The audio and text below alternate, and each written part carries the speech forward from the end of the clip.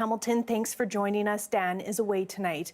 There's an ominous warning in the mountains above Vancouver. The lack of snow could make for a dangerously dry summer. A report released today shows it's a problem throughout much of BC. Lindsay Duncombe takes us high above the mountains for a first-hand look. This is what drought looks like in the North Shore Mountains near Vancouver. Every month, the city's hydrologists visit weather stations to measure the snow. There's not much to measure 900 meters above sea level. Yeah, so usually we'd see about 2 meters of snow here. 2 meters, so that's like taller than me. Yeah, exactly. Over our heads. This is part of the network of reservoirs and lakes that provide Vancouver's water supply. So what it really means is that we need to start thinking already about water conservation as we move into the drier months.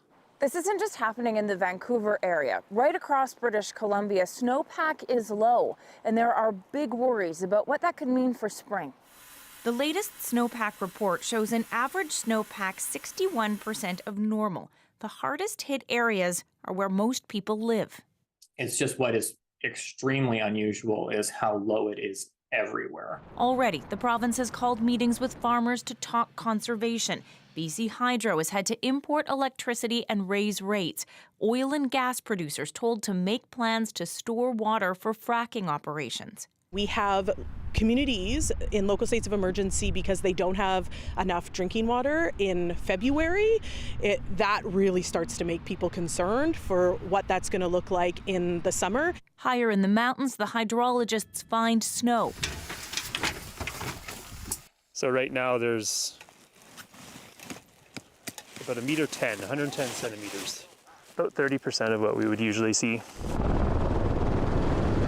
There are still a couple of months of winter to go. Lots of snow could yet fall, but the scientists say don't count on it.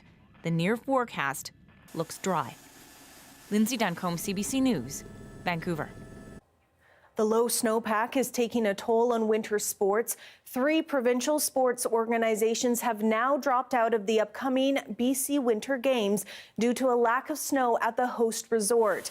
The Lataco-Quesnel Games are taking place later this month, but they'll do so without BC Alpine Ski, Freestyle BC, and BC Snowboard. The BC Game Society says mountain-based sports require significant snowpack and technical venue builds to run safe and meaningful competition. The Games will now go ahead with only 13 sports featuring 1,200 participants from across the province. The district of McBride is another area in BC experiencing snow drought. It has been in a drought state of emergency since late September. And then with the lack of precipitation there is, firefighters are scrambling to secure alternative water sources in case a fire occurs. There is a potential that we won't have an endless supply of water through our fire hydrants. So in that case, we would have to draft out of either river, the creek, or pond, or any sort of water that we can access with pumps or the fire trucks. Darius Madavi joins us now. We may have thought it's too early to think about that fire season, but it looks like with the drought, it's definitely not too early to think about that. Hey, Darius? That's right. Unfortunately, we're sitting in a pretty dire spot. I mean, we had these terrible drought conditions, particularly in parts of the northeast, but really across the province heading into this winter. And now, accumulating those drought conditions with the lack of snowpack that we're seeing, even with an average or even above average amount of precipitation, as we get into the spring, we won't have that snowpack to back it up. So we would really need a considerably above average amount of rain in April and May to not have us kick off the drought season and the fire season with a really precarious situation. Because that's what we're sitting at right now. Across the province, we have seen minimal improvement. So we were at around 45% below normal at the beginning of January. Now we're at around 40% below normal across the province. And the south coast is the worst of all. In fact, Vancouver Island has actually worsened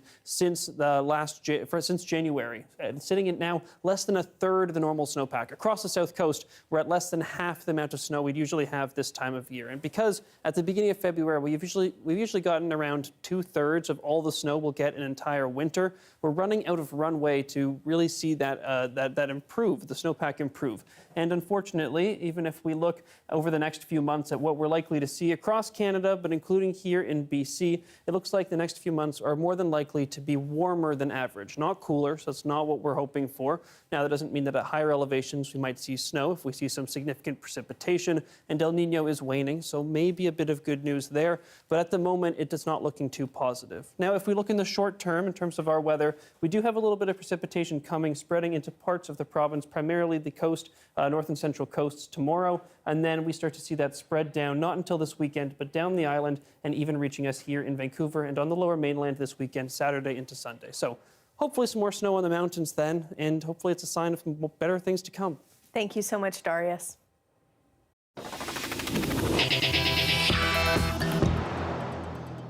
A major shakeup in Canada's media landscape today, including here in BC. BCE, the parent company of Bell, announced major job cuts, changes to news programming, and sell-offs. As Joel Ballard reports, the move was met with fierce criticism. This is CTV News. It's been a staple in the BC television news market, but CTV Vancouver's weekday noon casts and weekend casts have been cut. Just some of the major changes announced by BCE, including the sale of more than 20 local radio stations, part of what it calls the company's digital transformation. The move, harshly criticized by BC's premier, who blames Bell and other corporations for monopolizing the industry by buying up local media assets. Like corporate vampires, they sucked the life out of them, laying off journalists. They have overseen the encrapification of local news by laying off journalists, and now they say, you know, it's no longer economically viable. BCE says it's cutting 9% of its workforce, around 4,800 jobs. There were also major programming cuts at B&M Bloomberg. It feels like a death by 1,000 cuts. The Canadian Association of Journalists says the industry continues to face more and more losses. BCE previously laid off 1,300 people in June. You know, I think where this really hits deep is in small and local communities where there may not be, you know, a town newspaper anymore, or, you know, you're missing a lot of people and you're not getting really important information out to people. That in BC, Bell has sold all 21 of its radio stations outside of Vancouver and Victoria, stations stretching from Kelowna to Fort St. John and Dawson Creek, including Virgin Radio Kelowna and AM 1150. The stations have been purchased by Vista Radio. And so far, there are no job cuts on the horizon.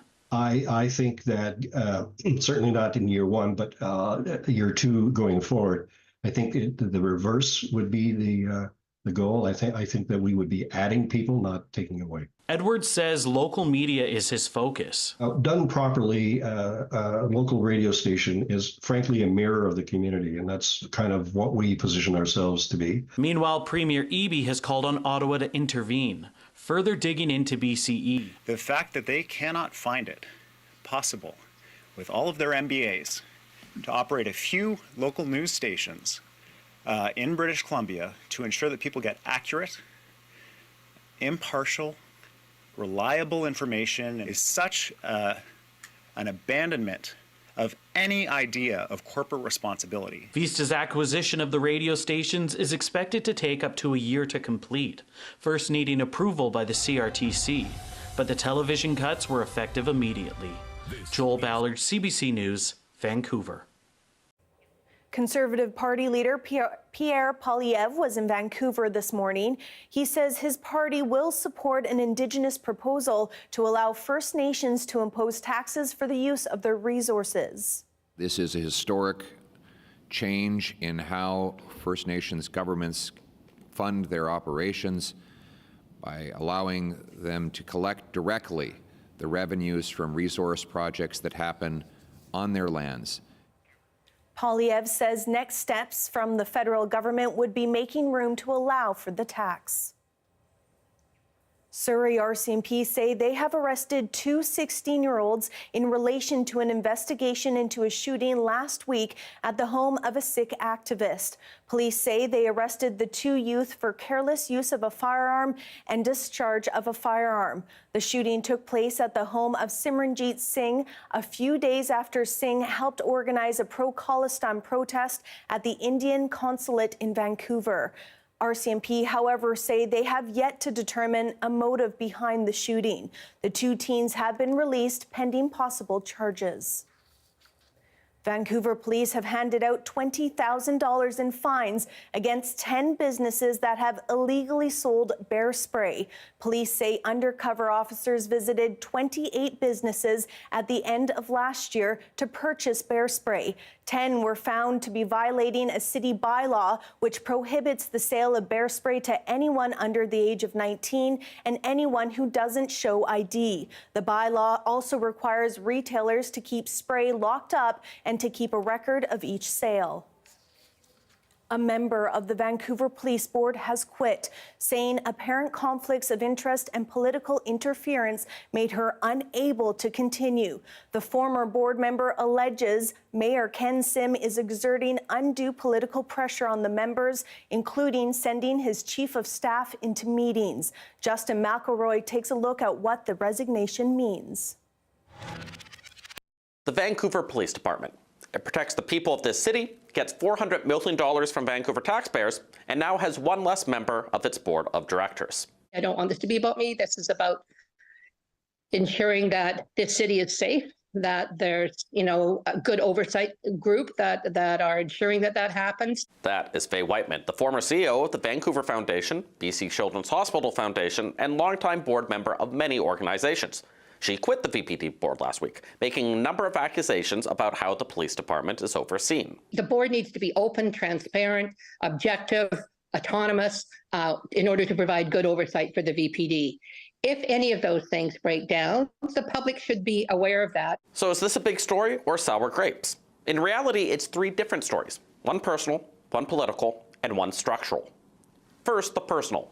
Whiteman made direct accusations about Vancouver Mayor Ken Sim's chief of staff. Having your political aide clearly not come into in-camera meetings is something that is spelled out and is not supposed to occur. So I did try to raise those issues, and the mayor asked for my resignation. For his part, Ford told CBC News he was invited to the private meeting, and he also denies charges that he pressured board members in any way.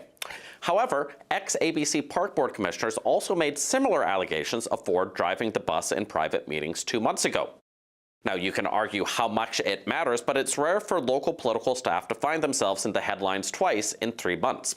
Second, there is a political issue. This board, a police board, is not to be political. It is not supposed to be driven by or in any way have politics interfere with its decision-making. Whiteman argues the board is supposed to be non-political and that the city's appointed member, Lorraine Lowe, wasn't. Her job needed to ensure there was a good relationship, and yet she's on the police board. And it's true. Lowe ran the Sun Yat-sen Gardens and is becoming head of the McMillan Space Center, two organizations that are reliant on municipal funds. And she's shown her support in the mayor in the past.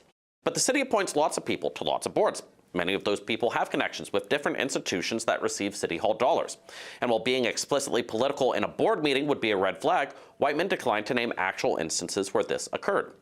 But third, this is a structural issue, and it's because of who chairs the police board, Ken Sim. I think the very fact that the city controls the budget for the police department and the police board, and the mayor is chair of the police board, is in itself a conflict of interest. Every local police department in the province by law is chaired by the local mayor, and many mayors have lots of thoughts about crime, safety, and policing, making chairing it in a nonpartisan way difficult. It's why many mayors have argued they shouldn't be in charge of chairing their police boards, and it's why an all-party provincial committee made the same recommendations 2 years ago, something Whiteman hopes the province actually takes action on. I am hopeful, and I have faith in them. So, three different stories, three different concerns, all around the biggest department in BC's biggest city. People against Sim might say it's a scandal. People for him might say it's much ado about nothing. But it touches on the sort of municipal and policing debates that are going to continue long after Whiteman's resignation is forgotten about. Justin McElroy, CBC News, Vancouver. 290 homes at 2 co-ops in Coquitlam have been saved. It's thanks to the province's Rental Protection Fund's first ever purchase. The $500 million fund was created to allow affordable housing organizations to buy buildings and offer their units at below market rent. So far, the fund has seen 80 applications. The first approved project was given to the nonprofit Community Land Trust of BC. It was awarded up to $71 million to buy the Tri-Branch and Garden Court co-ops. Everyone deserves the right to safe, secure, attainable housing, and not just those with deepest need or those with the highest incomes, but everybody in between. Organizers say the goal of the fund is to secure up to 2,000 units in the future. Vancouver's Chinatown will be packed this weekend for the Lunar New Year parade, but 2 groups say they have been banned from participating in the festivities. As Mira Baines reports, the groups are an LGBTQ organization and a group that opposes gentrification. We're here at the Sunhua building in Chinatown, where we're going to be hearing from a group that was rejected from participating in the Lunar New Year parade.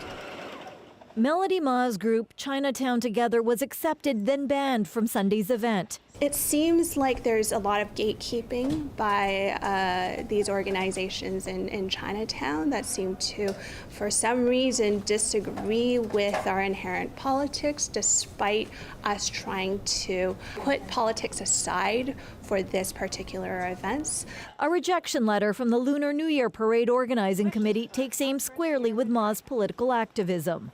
The Vancouver Chinatown Spring Festival Celebration Committee says, while your passion for advocacy has been recognized, it is essential to underscore that political activism finds no place within the spirit of this event. The group Vancouver Queer Lunar New Year, made up of two-spirited LGBTQ members, says they were also told they couldn't march in the parade. The banners are a far cry from signs Ma's group and others displayed at a contentious public hearing last summer over a new condo development plan for Chinatown. It was a lightning rod issue, pitting community members against each other. This artist points out many outside groups, including corporations, take part in the parade. He says the refusal is unfair. I was absolutely disgusted. I was really actually very, very upset.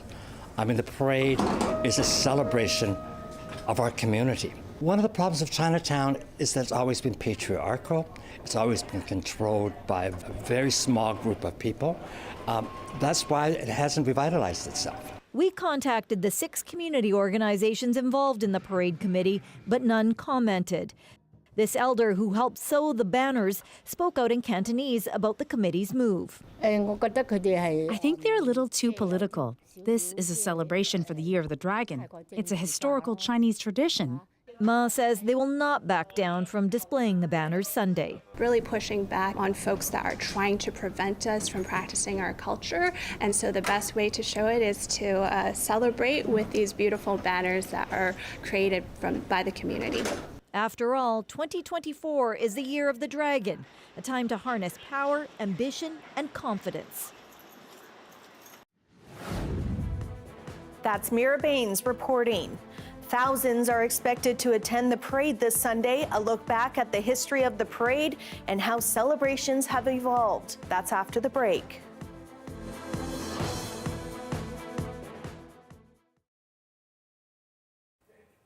Thank you for joining our commercial-free live stream.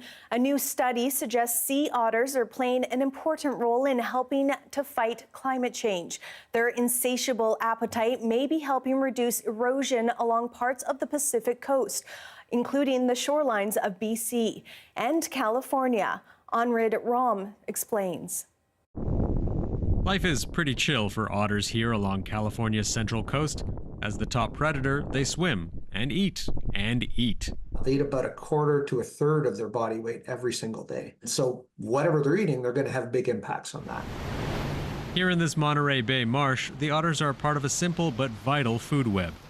There's the dominant plant, pickleweed. Its roots are eaten by shore crabs, and then the otters eat the crabs.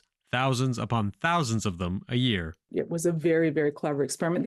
Researchers figured out what was happening by setting up zones where otters couldn't get in. So they take some essentially netting and they build little fences around squares of pickleweed, but they leave a little gap underneath the netting so that the crabs can come and go from the enclosure.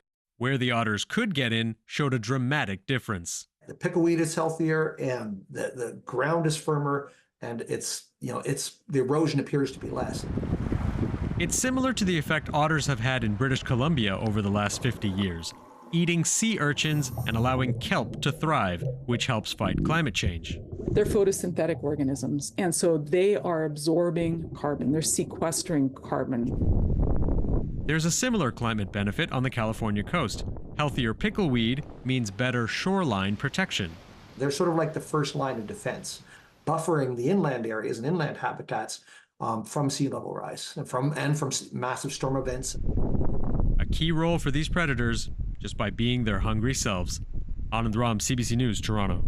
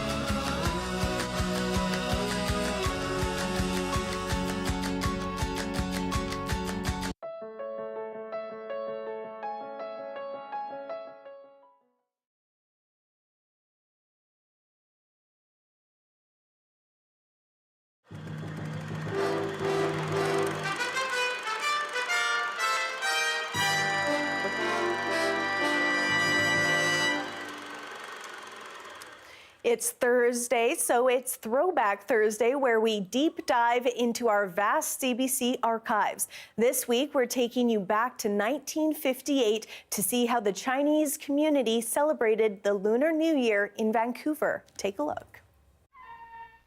The residents of Vancouver's Chinese community celebrate the start of the Chinese lunar calendar year 4656. In addition, the occasion marks two other events: the start of a beauty queen contest and the centennial of British Columbia. Main features the lion dance and the firecrackers, which, in Chinese tradition, are guaranteed to ward off evil spirits. The 1957 queen of Vancouver's Chinese community, Mary Lee, ready to relinquish her throne to one of four contestants in this year's competition. At the same time, vegetables and money, symbols respectively of good luck and prosperity, are strung up for collection during the lion dance. Part of the New Year send-off as celebrated by Canada's oldest and biggest Chinese community. The parade has changed a lot over the years. For a look at how it's evolved and how it's impacted the community, our Yasmin Khanea spoke to the CEO of the Chinese Canadian Museum. Take a look. Officially, this is the 50th anniversary of the Lunar New Year parade, but it's been happening for a long time before that in other ways. Can you explain why that is? So, yes, it's the 50th anniversary of the Lunar New Year parade, and we're so pleased that it's the year of the dragon, which is our 50th year.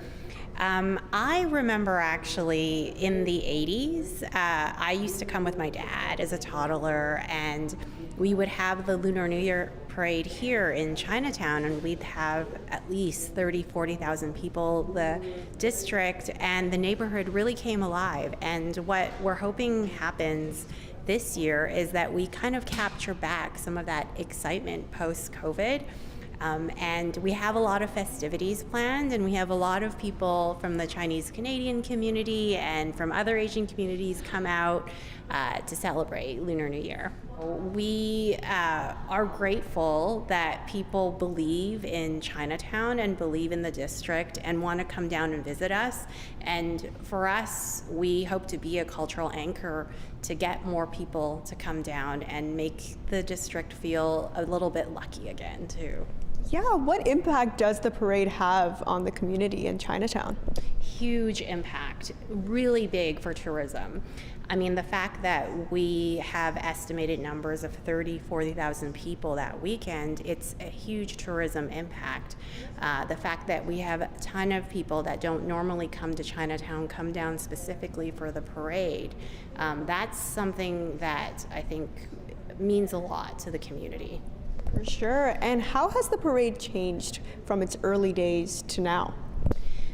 I think, for us that are business owners or cultural district in Chinatown, what we see is more people coming out. We also, I think the difference between then and now is that perhaps there were more shops all around and more shops open.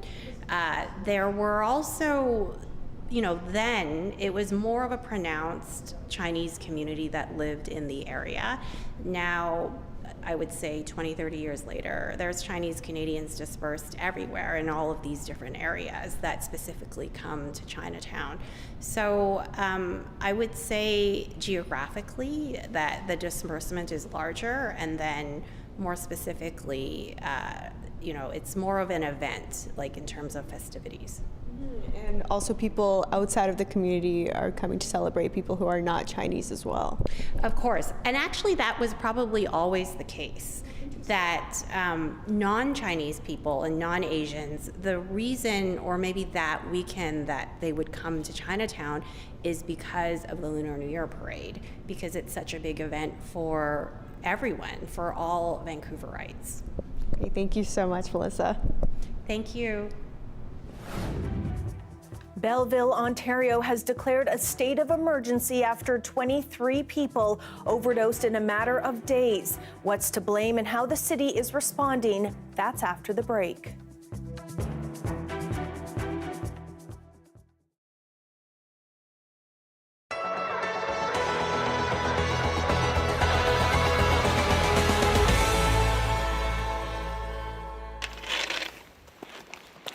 Skiers and boarders haul their gear to the gondola at Banff Sunshine Village. The ticket window today noticeably quiet.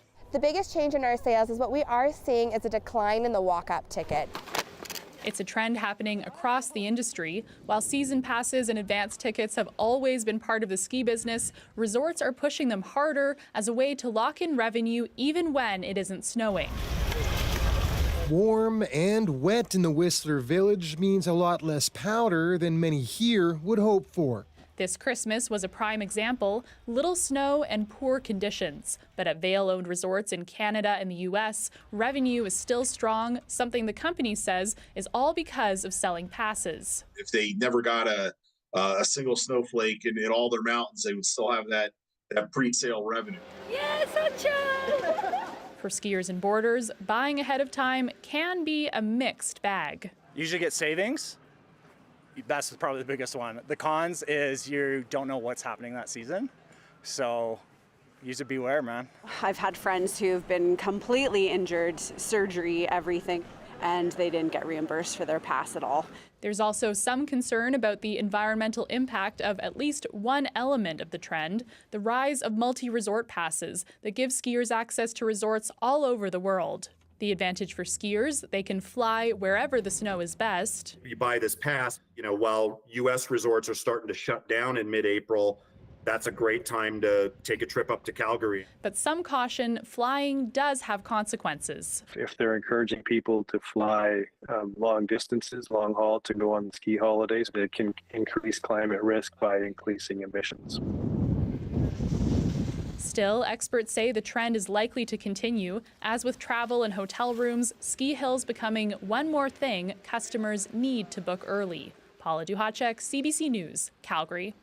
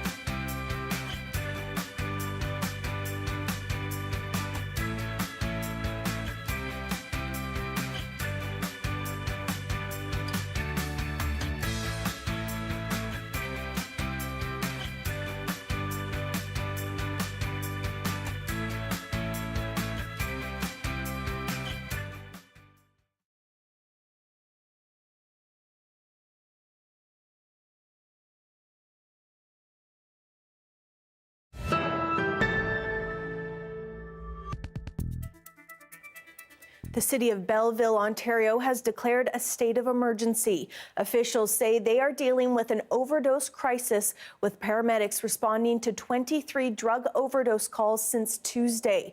The CBC's Ithil Musa has more from Belleville and its rising crisis. Officials here in Belleville say on Tuesday between the hours of 2 and 4 p.m., 14 people overdosed. That's within just a 2-hour time span. Now, city officials say that number has climbed to about 24 overdoses. Belleville's mayor says the city is not just facing an addiction issue. There's also a burgeoning homelessness and mental health crisis unfolding, which is why a state of emergency was called. It's time for us to take action or come up with a plan, but it's all three levels of government that are going to have to do this, whether it's housing first, but we have to have a plan. The John Howard Society, where many of Belleville's homeless and vulnerable residents go to find support, says the recent overdoses have been difficult for staff and clients who rely on the organization's drop-in service. Everybody's afraid, right? This is their home and this is their town, and nobody wants that. We're very fortunate that no one lost their life, so everyone's checking on each other. Everybody's more vigilant. You have a really great community in Belleville and a lot of really caring people, and so that's just a feeling. Everybody's really just keeping an eye out. Health officials say it's too early to know what in the drug supply is causing the overdoses. Ithil Musa, CBC News, Belleville, Ontario. Prime Minister Justin Trudeau says his government is considering tougher penalties for car thieves. It came during a day-long summit in Ottawa to tackle the problem. Trudeau and several of his ministers met with mayors, law enforcement officials, and industry leaders who say auto theft has become a national crisis. CBC's Kate McKenna reports. Canada's Prime Minister says his government will do more to fight car theft. We've all come together today to take a serious look at how we're going to crack down on auto theft in Canada. The rise over the last years has been alarming. More than 700 people attended the summit, including industry leaders, mayors, and police. Many said what's happening in Canada is a crisis. Since 2021, after the anomaly of the pandemic and the supply chain issues, auto theft has risen 34% nationally. In 2023, we know that over 105,000 motor vehicles were stolen in Canada, with Ontario and Quebec trending higher than the rest of the country. Industry leaders say that criminal organizations are paying people to steal cars, then driving them to a port where they're shipped overseas and sold. To successfully combat vehicle theft, we have to target organized crime groups and close our ports to stolen vehicle exports. Some mayors are calling for tougher sentencing for car thieves. The difference is with guns and drugs, you're going to spend a significant time behind bars. We're not seeing that with auto thefts. Very encouraging that there are significant sentences, but I know when I speak to our local crowns, quite often it's one night. Canada's Justice Minister says they're open to tougher penalties for auto theft. There's a lot of work to be done, and I think the most important message that I can give to you is that the criminal code is my responsibility as the Minister of Justice, and I'm very keen to hear your ideas. The federal government has already made some announcements, including $28 million to curb the export of stolen vehicles and more than $120 million for Ontario policing. It also announced today it's cracking down on electronic devices used to hack key fobs. But all parties agree more needs to be done to solve a problem the head of the RCMP is calling unprecedented. Kate McKenna, CBC News, Ottawa.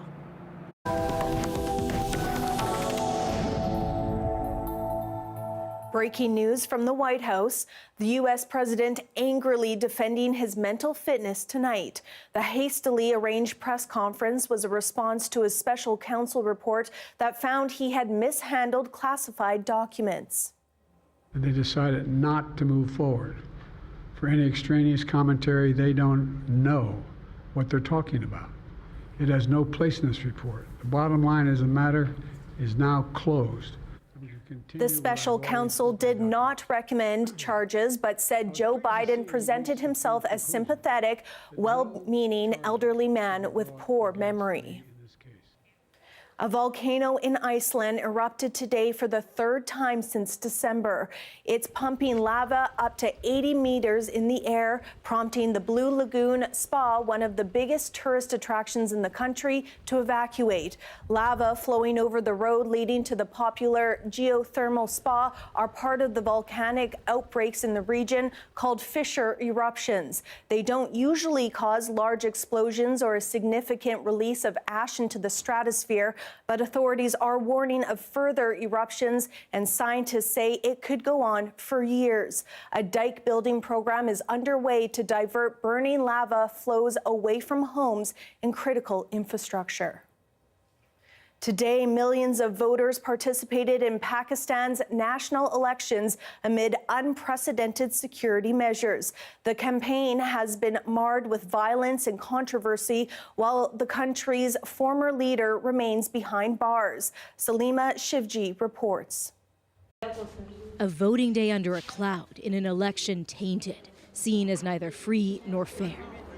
As polling booths like this one opened, mobile services were cut across Pakistan. A shutdown for security reasons, authorities said. After 2 deadly bombings on the eve of the vote in the rest of Balochistan province. And more violence the day of near a polling station. But critics say cutting off mobile internet is inherently undemocratic, yet another means to meddle with the election and keep people at home. It might have worked, says this polling agent trying to get voters to show up for his party. I have lost about 500 votes.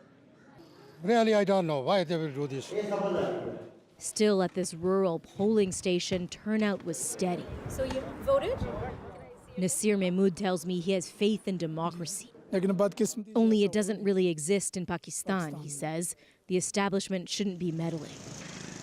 The establishment code for the army, accused of overtly interfering in this election and choosing their favorite, perceived frontrunner Nawaz Sharif.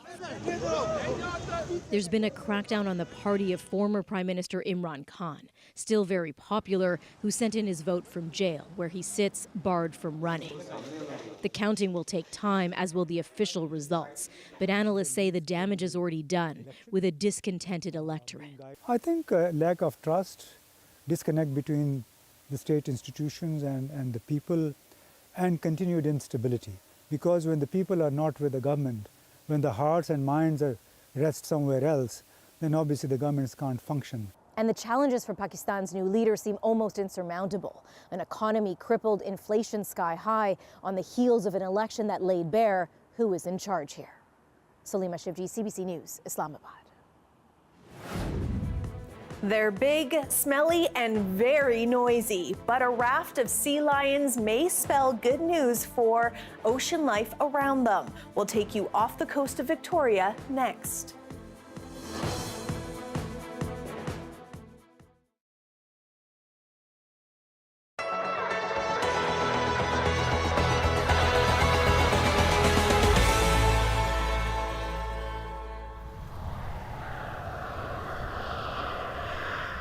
Along Highway 15 east of Winnipeg, you're likely to see land like this.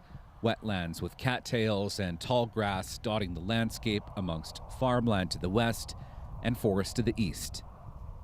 Peatlands and wetlands like this land behind me here are among nature's sponges, both figuratively and literally. Not only do they hold in and store large amounts of water, but they are also among the vegetation that holds in carbon, the best in the world. But peat is also highly sought after commercially. It is the same sort of peat you can buy at a garden center, which has left untouched wetland like this increasingly a threat in Canada. Wetlands are one of those kind of habitats that we are losing. Tim Teedart is with the Nature Conservancy of Canada. It has been trying to make sure peatland and wetlands like these are preserved and restored.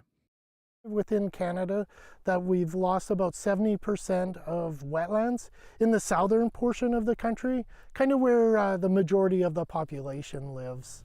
This piece of property near St. Rita was donated to the Nature Conservancy.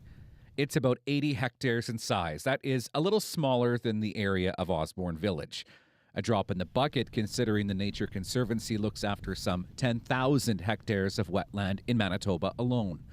But the impact peatland like this has in the fight against climate change and severe weather events is far-reaching. Pete Whittington has studied peatland preservation and restoration extensively. He chairs the Department of Geography and Environment at Brandon University. Peatlands, despite covering 3% of the Earth's surface, store twice as much carbon as all of the world's forests combined. So they are an enormously dense carbon store. Not only does it store carbon, but peatland like this can hold and store a vast amount of excess moisture, key in times of severe weather. Both Whittington and Drought acknowledge that even with its unique climate change fighting properties, there needs to be a balance to find between peat extraction and the jobs that come with it and the preservation of a natural resource. There's always a balance, right? People, economy, and nature. But this piece of wetland is now safe from development. The Nature Conservancy will inventory the plant and animal life in this plot of land in the spring. While the Nature Conservancy has over 100 properties like these, they say more need to be protected and restored, not only to fight climate change, but also to better protect against severe weather events that are increasing in nature across Canada. Riley Lachuk, CBC News, near St. Rita, Manitoba.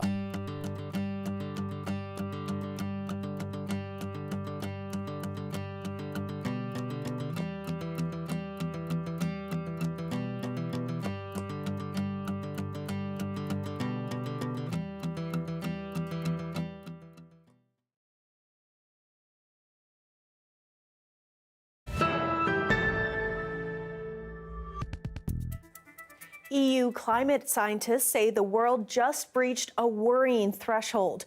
For 12 straight months now, average global temperatures exceeded 1.5 degrees over pre-industrial times. We're getting more extreme droughts, more extreme heat events that are happening more frequently. When they happen, they're more persistent, so they last longer, and they're more intense. So we see records being broken much more readily. We're also getting more extreme flooding events. Experts say that without significant reduction in emissions, we will soon reach a tipping point where extreme and record-breaking weather events will become more common. While the unprecedented warm temperature remains a concern, it doesn't mean the Paris climate target has been missed. The UN deal refers to average global temperature increase over decades. Darius Madavi joins us now with more information on those scary rising temperatures. Darius, talk to us a little bit about the trends. Right. Well, I think that last bit is really important, the fact that we haven't breached the Paris Climate Accords, because that's a climactic scale that we're talking about. Some climate scientists say as little as 5 years, others say 15 to 20 years that we have to look at it. But this being the first time that we've passed a full 12-month period over 1.5 degrees Celsius is concerning. It's the first step on that journey. Now, climate change is far and away the most important factor here. Really, it's just that we have an El Nino event at the same time. We have the solar maximum where we're getting a bit more energy from the sun. That happens on a few-year cycle. But far and away, climate change is the factor here. Those other things contribute maybe 1/10 of a degree or two, and we're well above that. You can see here, this is where we're at right now, still well above the average temperature for this time, this anomaly. You can see here, even above the beginning of 2023, which was relatively cool, which is why over the next few months, we can expect to see more months that break that 1.5 degree record. Now, if we look instead at our map around the world for January 2024 temperatures, you can see lots of red around the world. Here in Canada, though, Eastern Canada quite a bit warmer, Western Canada quite a bit cooler because of that cold snap. Now, for most of BC, that mostly just evened out, but parts of Alberta and Saskatchewan saw that serious record. If we instead go for the last 12 months, you can see pretty much all red, not just in Canada, but around the entire world. And also, in the last few days, we broke another serious record, the highest ever ocean temperatures, sea surface temperatures ever recorded, even breaking the previous record from last summer. So we're in for a time. More temperature records expected to be broken over the next few months. Now, temperatures staying relatively steady across the south coast and most of BC over the next few days, coming up a little bit in the north. But in terms of temperature, not much activity happening over the last 12 hours. If we instead zoom out and look at precipitation over the next few days, we see a little bit of good news in terms of the snowpack as we have a system finally roll in. Now, the first one really just affecting the north and central coasts, maybe the North Island and snow at higher elevations. That rolls through, affects mostly the coast up there, maybe parts of the island. And then Saturday, we see that system roll down and affect parts of Vancouver as well. So that's what we're hoping for, some of that snow for the local mountains. Now, if we instead roll ahead and look at our conditions, you can see tomorrow, mostly sunny across the province, relatively calm with the exception of the coast up there. And in terms of a 5-day forecast here in Vancouver, we're looking at a low chance of showers tomorrow and then plenty of sun as we head into the weekend. Thank you so much, Darius. Thank you. Some surprise visitors have landed on the rocky coast of BC's Trial Islands. A raft of sea lions have arrived for the second winter in a row and are causing quite the ruckus. But their presence might be a good sign for the revival of other marine animals. Take a look. So what has been interesting in recent weeks, since late November, the sea lions have come back for a second winter in a row, unexpectedly. Last year we had about 150 of them showing up. In January, February, we were all excited. We hadn't seen sea lions haul out on the Trial Islands since 1996, when possibly over 1,000 of them showed up. So last year we had about 150 showing up, again, quite a racket. You could hear them all the way from Yuvik, Mount Tolmie, somewhere in Saanich, amazing. And this year, for a second winter in a row, starting in November, late November this year, the sea lions, California and Steller sea lions, began to show up again, 5, 6, 10, 40, and up to 250, we think, on January 27th. So why is this story of interest to us? It has everything to do, we think, it is associated with recovery of Pacific herring population in this area. Recovering somehow, and it attracts wildlife. Coming up, something good is baking at the Cherney Alzheimer Society Center in Surrey. We'll check in on a storefront aimed at helping people living with dementia.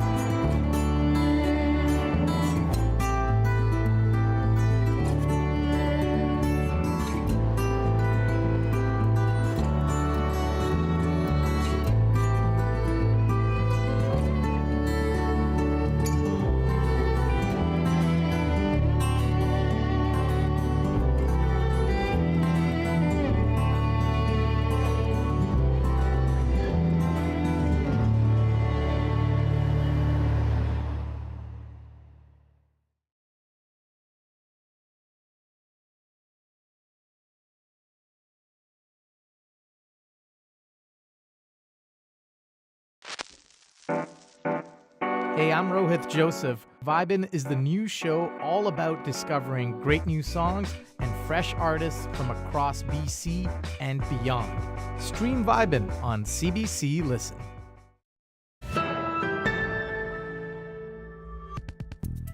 A BC couple is over the moon that their son has been traded to the Toronto Raptors. Ken and Arlene Olenek both worked with the Raptors before moving to Kamloops. We spoke to them in Kamloops earlier today.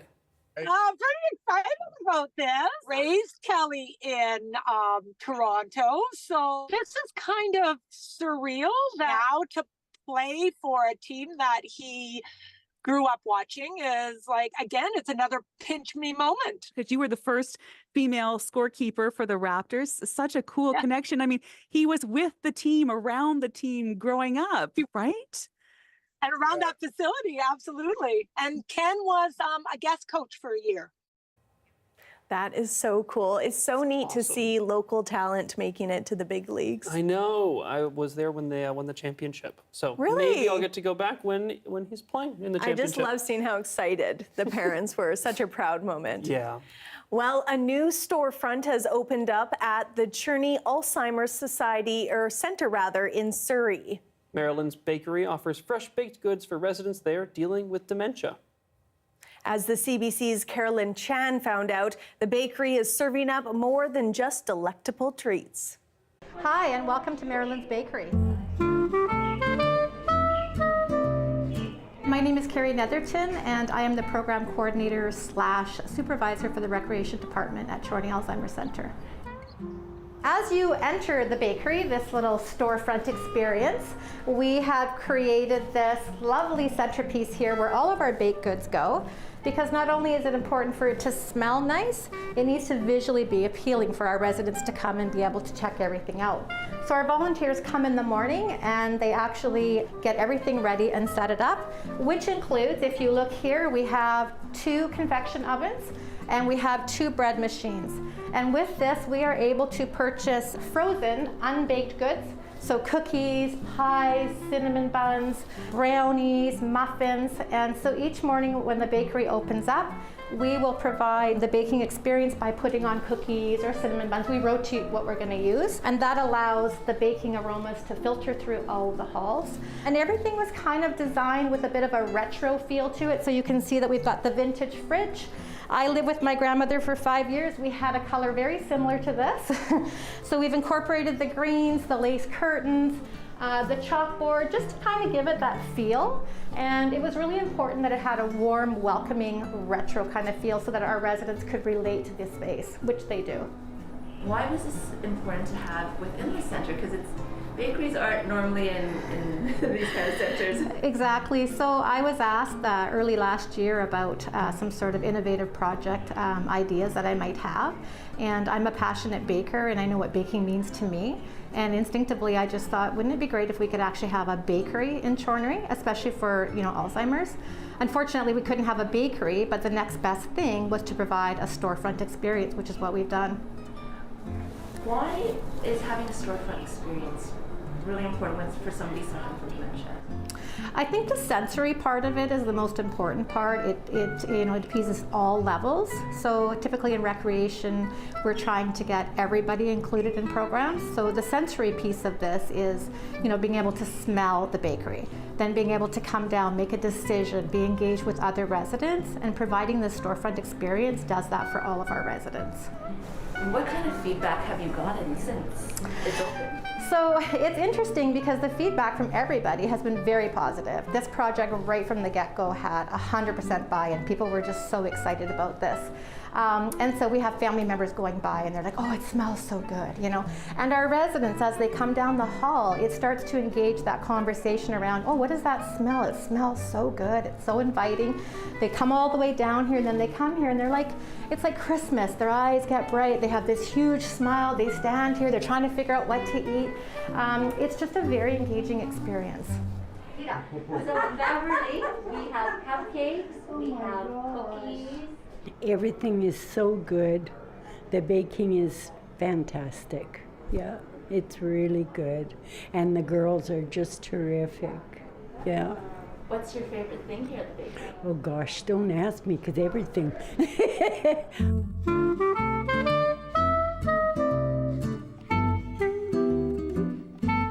Hi, my name is Gay Potty. I'm the Clinical Operations Manager of Children Alzheimer Center. We actually have two programs here, the long-term care and the day program for older adults. So I manage both the portfolio. In terms of just the number of patients that are dealing with dementia, are we seeing a bigger number grow? One of the qualifications for anyone to come to Children is they should have dementia. So all of our residents have dementia. That's our qualification. But yes, we see a huge number, and more are actually living in the communities. So what is the demand for services at Shorty's? So it's for dementia. Some of them are living on their own, so they are at risk to be alone in the community. And then some experience a caregiver burnout. And so this becomes their home. So from the time they come here until their last breath, they stay with us. So the other thing is we have the day program as well. So those are the residents who also have moderate to severe dementia. The only reason why the families are able to support them at home is because of our day program. So the families can go out and do shopping and other, they can spend time on their own. And then they just come back and pick up our clients here. That actually helps keep them at home, keep the hospital beds, less congested, and then it gives them extra something to do when they're here. Otherwise, they're just mostly at home. Just to let you know, we also have an unusual pet here. We have a pig here. We are the only one in Canada that has a pet pig. So I guess it's really, you can be very creative in creating these experiences for the residents and the people who come here. That's right. And that's not just for residents, but also for their families. Like they feel delighted, they feel this is an unusual experience, especially the elderly who have grown up in in farms. So it's quite an experience for them. And the families, they adore, and they're happy, they're satisfied with the service they get here at Chorny. Are there any other programs that you're thinking about for the future? Yes. There is something I am proposing. It's called Lucent. So it's actually a mobile projector that provides interactive games for the residents. So it can, things like games can be projected on the wall, and it can sense the movement of residents even though they're on a wheelchair. It can be projected on a table, on the floor, so then they can just touch the wall or the screen, and it's like it's really an interactive game. Kind of helps them. It's kind of like a neurocognitive exercise for them as well. Looks delicious. Thanks so much for being with us tonight on CBC Vancouver News at 6. We'll have your next local news at 11 o'clock, right after the National. Good night.